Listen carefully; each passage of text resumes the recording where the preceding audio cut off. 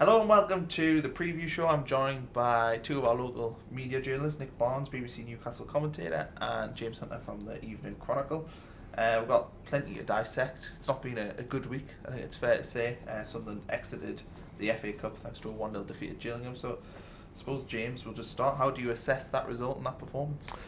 Well, it was the latest in a long string of poor performances and poor results in the cup competitions, wasn't it? I mean, it was a particular low watermark, given that Sunderland didn't manage a single shot on target throughout the 120 minutes. It's not the way that anybody wants to exit a competition. First round replay, first time in nearly a century Sunderland have gone out in the first round, so you can't put a gloss on it, can you? You have to deal with it as it is. The one positive that you can say out of this sort of sequence of results is that the vast majority of them, well, 5 of the last 6 games have been in the cup competitions, and we all know that while everybody likes to progress and get through to the next round, we all know that the real business is going to be in the league. It was good to see some young players getting game time as well. Brandon Taylor, Jack Bainbridge and Lee Connolly all played. Nick, do you think that's something that fans need to look at as a positive, that we are giving these academy players a chance? Well, it was a positive. I mean, Brandon played well. I thought he had a good game, and in difficult circumstances as well, because to be thrown into that game which was against all sort of the principles that Sunderland have been playing over the last 18 months, high balls, long balls, very physical game as well. That was tough for Brandon to go into that environment and play as well as he did. Jack Bainbridge, when he came on, did okay, and Lee Connolly didn't really get enough game time to really make a judgment on how good he can be. I think Taylor was the shining light, if you like, of the 3 that played. So that's got to be one of the positives to take from that particular game. I mean, I agree with James. If you take a step back over the last fortnight, 3 weeks, and look at it from outside of that bubble, if you like, I think people in the long run will think, right, okay, it was disappointing. It wasn't the way that anybody wanted to exit any of the cup competitions, but the priority of the season is promotion.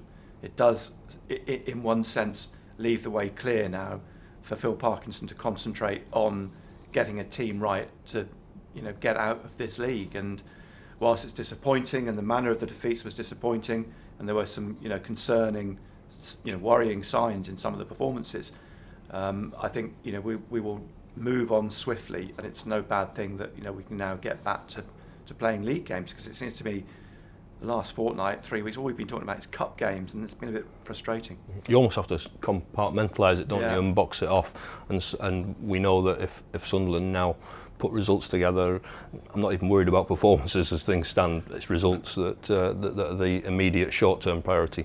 If Sunderland get those results over the next 2 or 3 weeks, so they pick up 3 wins out of 4, whatever it might be in the league, the cup exits will soon be forgotten, won't they? Injuries as well have played a part. 10 senior players out midweek with international call-ups as well. Do you think that that's hindering the progress now, because we do have a big squad, but at the minute our options look a bit limited? I'm not so sure it's injuries so much as finding a style of play that's going to suit Phil Parkinson. I think the hint from Phil Parkinson that we've had over the last few weeks is he wants to get Charlie White back in the team. So you've got an indication of how he wants to set the team up, and he did this at Bolton.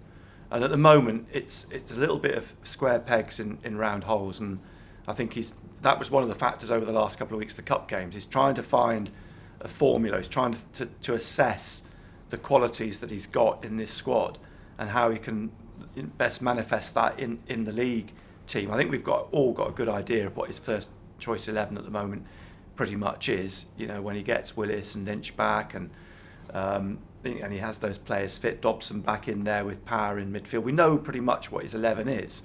And I think whilst we can all get angry and upset about the manner of the cup defeats, I think Phil Parkinson's the bigger plan, the master plan, was to have a good look at everybody, try and find what works, what doesn't work, and he'll have a very, very good idea now what doesn't work to go into the league games, and those league games now, they're critical. It's the problems in the final third, isn't it, that are causing Sunderland the most problems, not creating enough chances, and they're not getting enough shots on target or goals.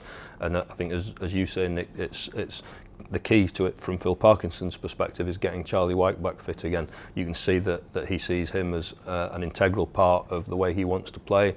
He's a player that Phil wanted to take to Bolton when Sunderland brought him here from Bradford.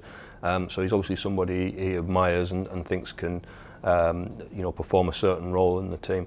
And that's why, getting him back, that could happen this weekend possibly. We're led to believe that he's back running again and could be in contention at the weekend. That will be absolutely key. And we also exited the leasing.com trophy, but that means now that the only competition we're involved in is the league. Is that a big bonus? Because we saw last year how distracting a cup run can be, and I think last year it's fair to say it did have a negative impact on Sunderland when we did lose that Checkatrade trophy. I think pragmatically it will be a positive in the long run, because although when we get into the new year it's not so dramatic because the FA Cup weekends are all filled in with league fixtures anyway. The League Cup is out the way really in early spring anyway. It was the trophy that was the competition that actually saw the games pile up. But I think nobody will really lose any sleep about being knocked out of the trophy this season. Yeah, the manner of it wasn't great, but I think it actually gives Phil Parkinson now a little bit more leeway in rearranging those games that have got to be rearranged. There was a lot of noise made about Bristol Rovers being off, but I think when you look at Bristol Rovers' form at the moment, where they are on the table, I think perhaps I'd rather play Bristol Rovers later in the season when perhaps they've tailed off a bit and Sunderland may be a bit stronger, and Phil Parkinson might have the side that he wants to field later in the season rather than the team he's got to play with at the moment. I think Phil Parkinson's attitude will be very much, let's get to January with the squad we've got at the minute. We'll muddle through, if you like, to January. Then we can really get to terms with what he wants in this squad and then really kick on after January. I think we have to be honest and say that nobody's going to lose any sleep over getting knocked out of the trophy. It was fantastic last year to go on that run all the way to the final. It was something that kept the season alive. Sunderland in the third tier, obviously for the first time in such a long time. That run to the final was exciting, and the scenes in Trafalgar Square on the eve of the game and at Wembley itself, will sort of will live long in people's memory.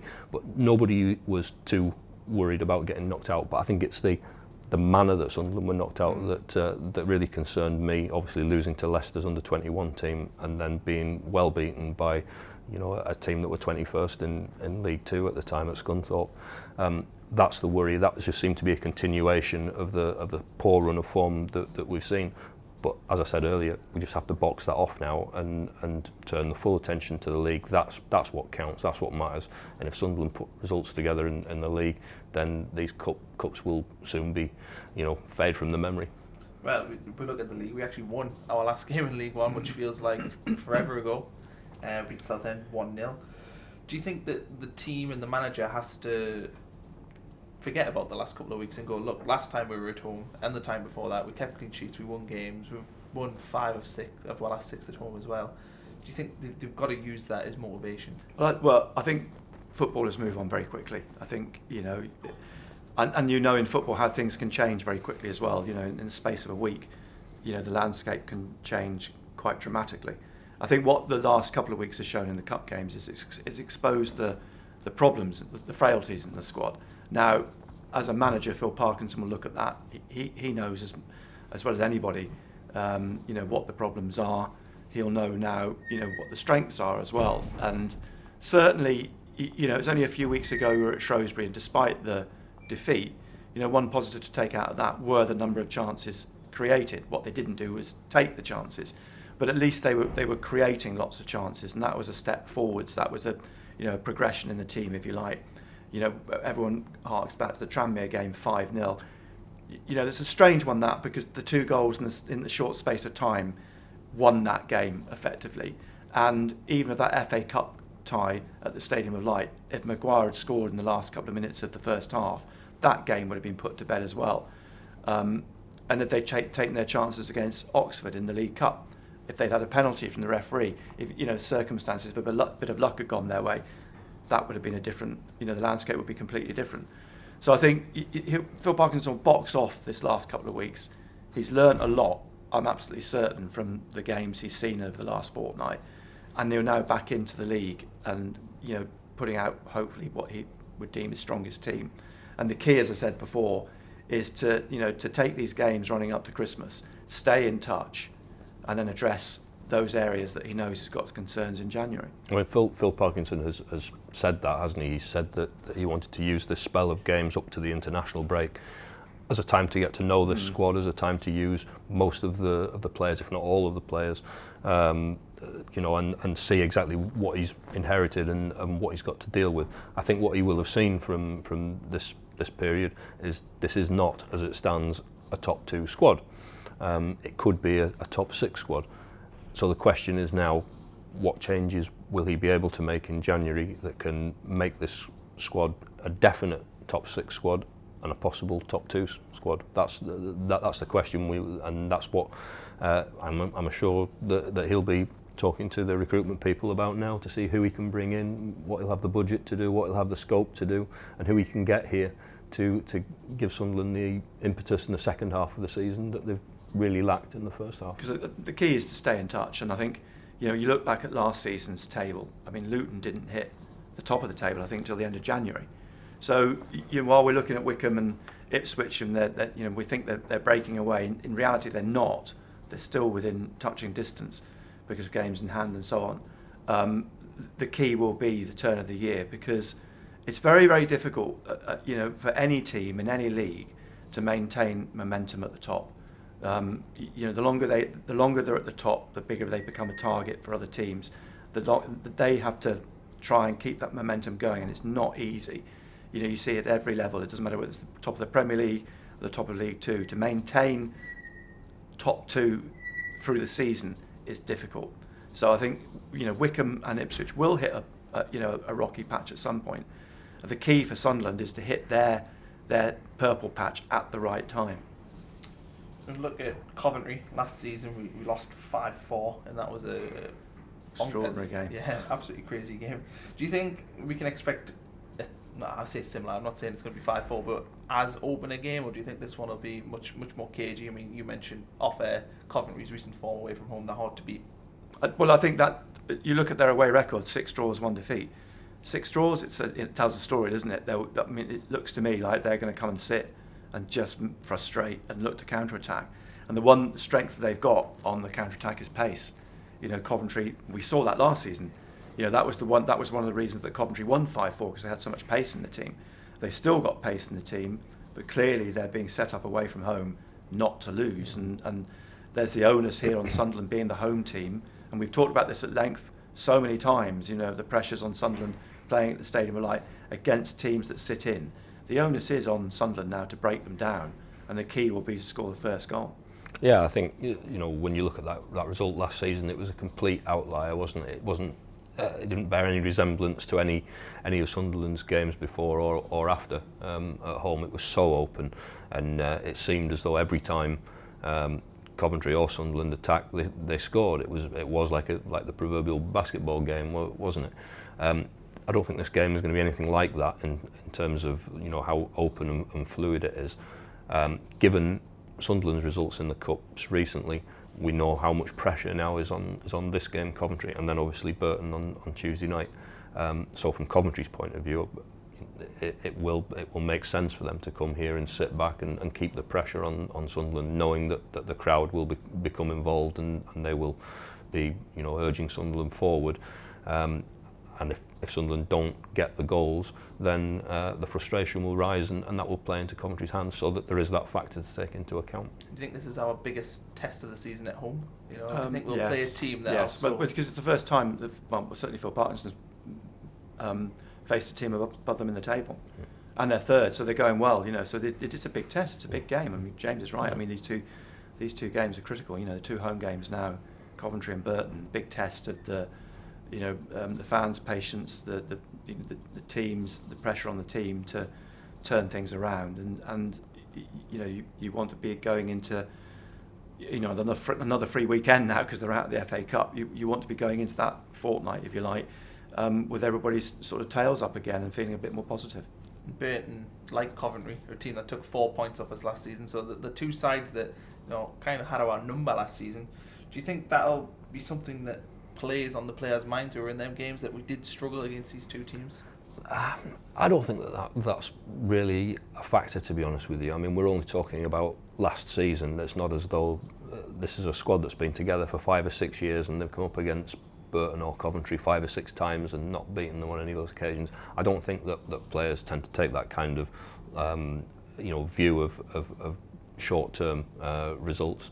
So I don't think that will be a factor in this. As I say, the biggest factor, which Nick's mentioned as well, is the patience. I think the patience and frustration, it's going to be the two sides of the same coin, and it's going to be how Sunderland cope with that.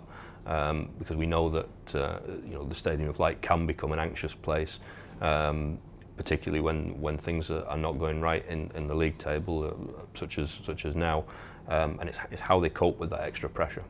Do you think it's been lost as well that our actual league form, if we win against Coventry the weekend, we go 1 point behind them, they're currently in third in the table, and we've got games in hand, not on the top two, but on some of the teams in the playoffs. Do you think that gets lost a little bit? I think so, yeah. I think people look back to last season, of course, when Sunderland had games in hand, and of course you're not guaranteed to win them, and you always have to caution people, don't just look at it and say, well, we've got 2 games in hand, so we add 6 points to the total. It doesn't work like that.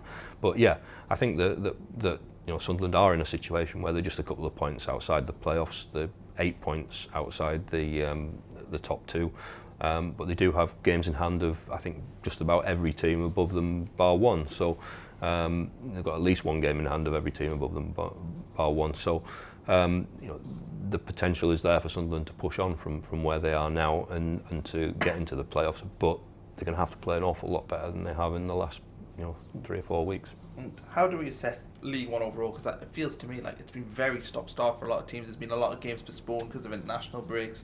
Do you think now that that's kind of out the way until March time, that the league's going to start making a bit more sense? Because you look at down the table, some teams have played 14, some teams have played 18. That's quite a chasm. I think it's a poorer league than last season. I mean, I might be being a bit bold in saying that, but I think last season we clearly saw 6 teams at the top of the table that were pretty much consistently the best 6 teams in the division. Charlton, Portsmouth, Luton, Barnsley, Sunderland. You could put Peterborough and Coventry in there as well, but Peterborough and Coventry tailed off. But I think this season there's been a lot of movement.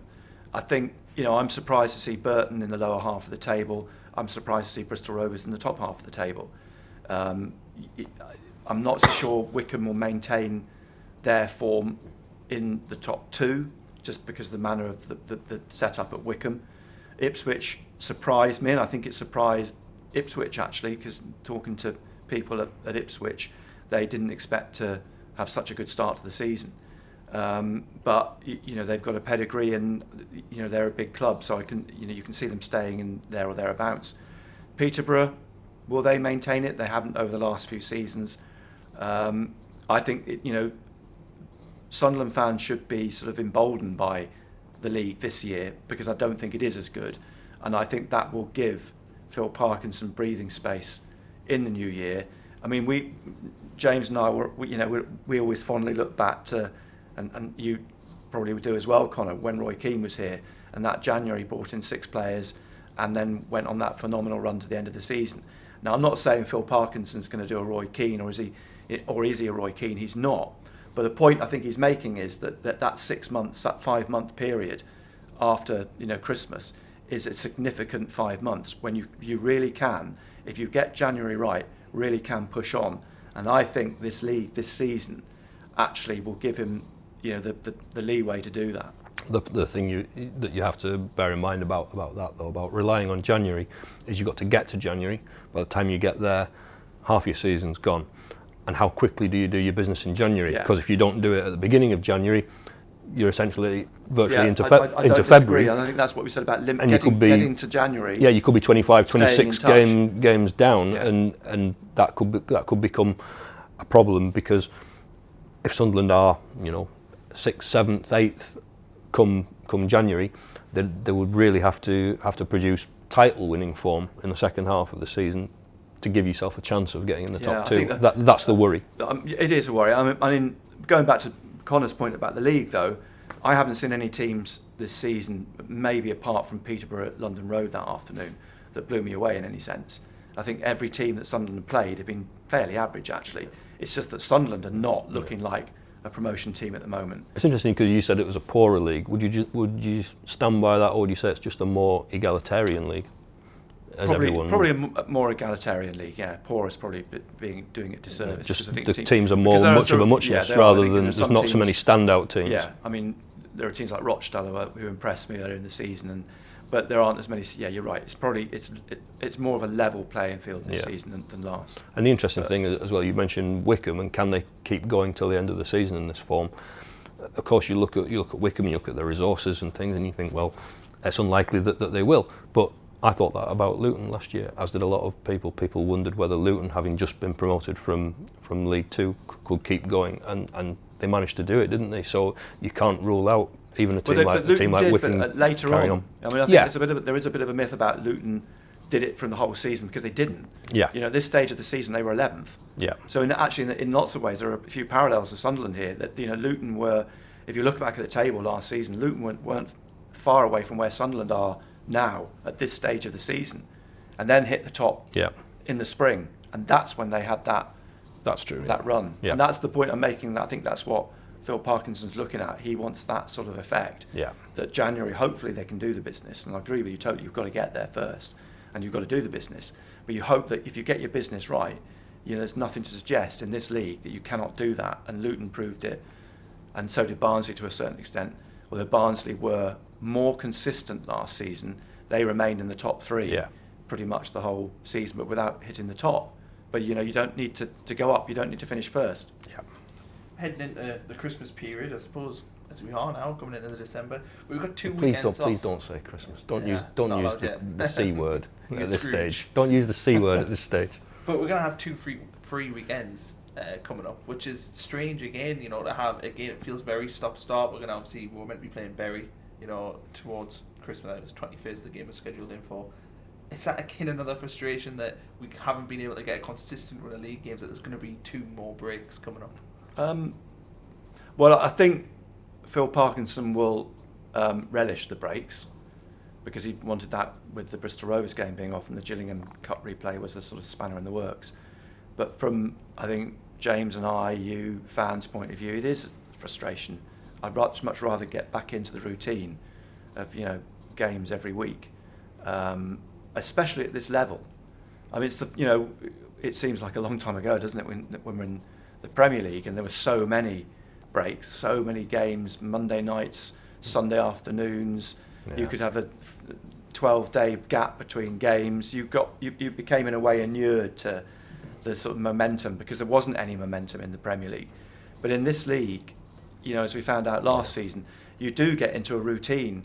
I mean, it sounds a bit old-fashioned, but it was 3:00 on Saturday afternoon, you had a football match, and that's great.